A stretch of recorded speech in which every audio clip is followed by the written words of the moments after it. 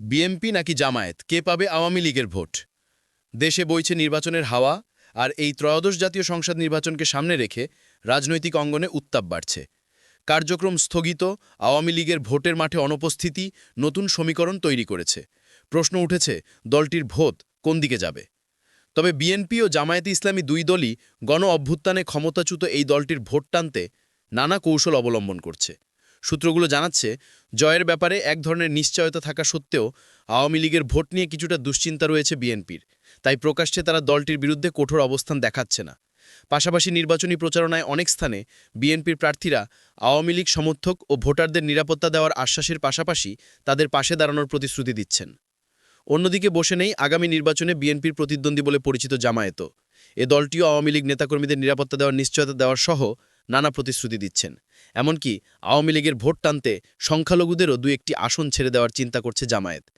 খোঁজ নিয়ে দুটি দলই নতুন নির্বাচনী কৌশলের কথা জানা গেছে।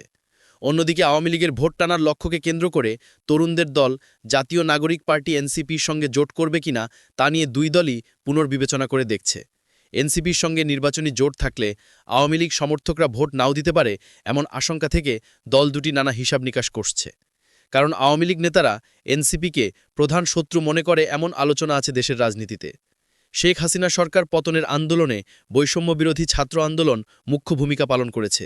এই সংগঠনের নেতৃত্বদানকারীরাই পরে এনসিপি গঠন করে। বিএনপি স্থায়ী কমিটির সদস্য মেজর অবসরপ্রাপ্ত হাফিজ উদ্দিন আহমেদ যুগান্তরকে বলেন, আওয়ামী লীগের ভোট জামায়াতে ইসলামীকে দেওয়ার কথা নয়। আমার মনে হয় তারা অধিকাংশই ভোটকেন্দ্রে যাবে না, আবার যারা যাবে হয়তো বিএনপির ধানের শীষেই ভোট দেবে। অবশ্য জামায়াতে ইসলামীর সহকারী সেক্রেটারি জেনারেল এহসানুল মাহবুব জুবায়ের মনে করেন, বাস্তবে নির্বাচনের সময় আওয়ামী লীগের ভোট ৫% বেশি নয়। যুগান্তরকে তিনি বলেন, আওয়ামী লীগ আমলের শেষের দিকে বিভিন্ন উপনির্বাচনে দেখা গেছে সেখানে কেউ ভোট দিতে যায়নি, শুধু তাদের লোকজন গেলেও ভোট পড়ার কথা ২০-৩০%, কিন্তু সেখানে ভোট পড়েছে ৬-৭%। বাস্তবে মানুষ আওয়ামী লীগের কাছ থেকে মুখ ফরিয়ে নিয়েছে। এরপরও যারা আছে, আমার ধারণা আগামী জাতীয় নির্বাচনে অনেকেই ভোট দিতে যাবে না। আর যারা ভোট দিতে যাবে তারা হয়তো অবস্থার আলোকে ব্যবস্থা নেবে। সফট সাপোর্টার যারা রয়েছে তারা স্থানীয় নেতাদের সঙ্গে সম্পর্ক সহ নানা হিসাব নিকাশ করে ভোট দিতে পারেন। তিনি বলেন, আমরা তো সবার কাছেই ভোট চাইব, কে কাকে ভোট দেবে সেটা তো তার ব্যক্তিগত পছন্দের বিষয়। রাজনৈতিক বিশ্লেষকদের মতে আওয়ামী লীগের ভোট কারা পাবে সেটি নির্ভর করছে কয়েকটি বিষয়ের উপর। প্রথমত, দলটির আদর্শের কাছাকাছি যদি কোনো প্রার্থী থাকে তাদের ভোট দেবে। দ্বিতীয়ত, ভোটারদের সঙ্গে প্রার্থীর সম্পর্কের উপর। এবং তৃতীয়ত, ৫ আগস্টের পর প্রার্থী বা তাদের কর্মীরা আওয়ামী লীগের কর্মীদের উপর কতটা নির্যাতন চালিয়েছে সে বিবেচনা নির্ভর করে। ঢাকা বিশ্ববিদ্যালয়ের রাষ্ট্রবিজ্ঞান বিভাগের অধ্যাপক কাজী মোহাম্মদ মাহমুবুর রহমান মনে করেন, প্রার্থীরা স্থানীয় হলে সুবিধা হলো নির্বাচনটি সামাজিক হয়, ফলে ভোটাররা ভোট কেন্দ্রে না এসে থাকতে পারেন না। সে হিসাবে আওয়ামী সমর্থক গোষ্ঠী বা ভোটাররা কেন্দ্রে আসার সম্ভাবনা রয়েছে। তিনি বলেন, দলটির সমর্থক গোষ্ঠী বা ভোটাররা তাদের আদর্শের কাছাকাছি যদি কোনো প্রার্থী পায় তবে তাদের ভোট দেবেন।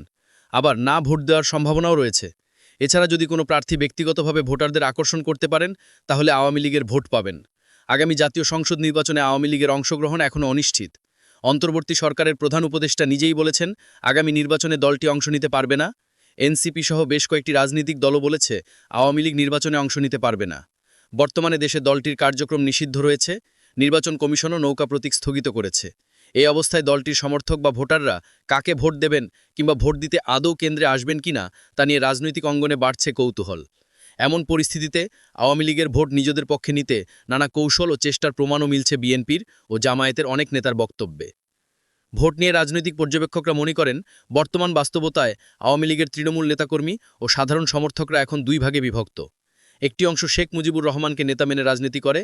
এই অংশটির ভোট এবার বিএনপির পক্ষে যাবে বলে মনে হয়, কারণ মুক্তিযুদ্ধসহ নানা ইস্যুতে তারা কখনো জামায়াতকে ভোট দেবে না। আরেক অংশ শেখ হাসিনাকে নেতা হিসাবে মেনে রাজনীতি করছেন। এই অংশটির আবার দুটি ধারা রয়েছে বলে অনেকে মনে করছেন।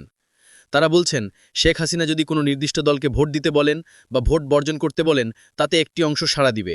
আরেকটি অংশ মনে করে শেখ হাসিনার জন্যই আওয়ামী লীগের বর্তমানে এই পরিণতি, ফলে তারা শেখ হাসিনার নির্দেশ না মেনে নিজেদের হিসাব নিকাশ থেকে ভোট দেওয়ার সিদ্ধান্ত নেবেন। অনেকের মতে এই অংশের এলাকার রাজনীতি ও নিরাপত্তার কথা ভেবে বিএনপির ধানের শীষকে বেছে নেওয়ার সম্ভাবনা বেশি। এজন্যই কেউ কেউ মনে করেন, কিছুটা জামায়াত প্রভাবিত উত্তরাঞ্চলের কয়েকটি এলাকায় আওয়ামী লীগের একাংশ জামায়াতকে ভোট দেওয়ার সম্ভাবনা রয়েছে।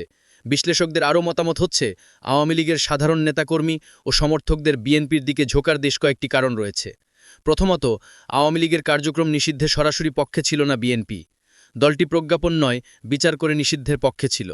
দ্বিতীয়ত, আওয়ামী লীগকে নিষিদ্ধের দাবিতে যমুনার সামনে বিক্ষোভসহ নানা কর্মসূচিতে সক্রিয় ছিল জামায়াত। ট্রাইব্যুনালে শেখ হাসিনার রায়কে কেন্দ্র করে জামায়াত আনুষ্ঠানিকভাবে কর্মসূচিও দিয়েছে, কিন্তু বিএনপি সেখানে কৌশলী অবস্থান নেয়। বিএনপির অঙ্গ ও সহযোগী সংগঠনের নেতারা মাঠে থাকলেও আনুষ্ঠানিকভাবে কোনো কর্মসূচি দেয়নি। যদিও বিএনপি প্রতিক্রিয়ায় জানিয়েছে এ রায়ের মধ্যে দিয়ে ন্যায় বিচার প্রতিষ্ঠিত হয়েছে, তবে বিএনপি উদারমতি দল হওয়ার কারণে ভোটের মাঠে অনেক বেশি সুবিধা পাবে।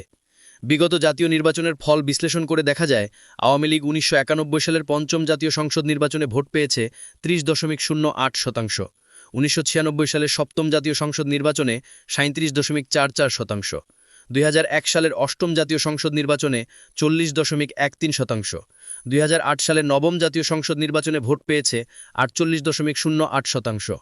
এরপর তিনটি জাতীয় নির্বাচন হলেও তা ছিল প্রশ্নবিদ্ধ ও বিতর্কিত।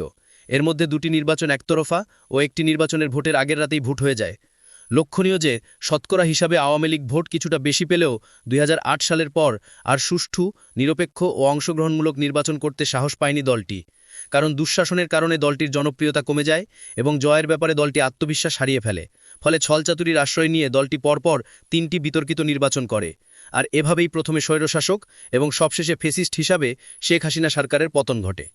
অন্যদিকে ১৯৯১ সালের নির্বাচনে বিএনপি ভোট পেয়েছে ৩০.১২%, ১৯৯৬ সালের নির্বাচনে ৩৩.৬১%, ২০০১ সালের অষ্টম জাতীয় সংসদ নির্বাচনে ৪০.১৩%, ২০০৮ সালের নবম জাতীয় সংসদ নির্বাচনে ভোট পেয়েছে ৩৩.২০%। আর বিগত নির্বাচনের পরিসংখ্যান বলছে জামায়াতের ভোট কমেছে। ১৯৯১ সালের নির্বাচনে জামায়াত ভোট পেয়েছে ১২.১৩%, ১৯৯৬ সালের নির্বাচনে ৮.৬১%, ২০০১ সালের নির্বাচনে ৪.২৮% এবং ২০০৮ সালের নবম জাতীয় সংসদ নির্বাচনে ভোট পায় ৪.৬০%। বিএনপি ও জামায়াত নেতাদের মতে আওয়ামী লীগের প্রায় ১৭ বছরের দুঃশাসনে সাধারণ মানুষ অতিষ্ঠ ছিল, যার ফলাফল গত বছরের ৫ই আগস্টের গণ-অভ্যুত্থান। ফেসিবাদ বিরোধী রাজনৈতিক দলগুলোর সঙ্গে স্বতঃস্ফূর্তভাবে দেশের সাধারণ মানুষও জুলাই-আগস্ট আন্দোলনে রাস্তায় নেমেছিল, যে কারণে আওয়ামী লীগের আগের ভোটের হারের সঙ্গে বর্তমান অবস্থা মেলানো যাবে না। গণ-অভ্যুত্থান পরবর্তী বাংলাদেশে আওয়ামী লীগের ভোট সর্বোচ্চ ২০% হতে পারে এমন আলোচনা আছে রাজনীতিক অঙ্গনে।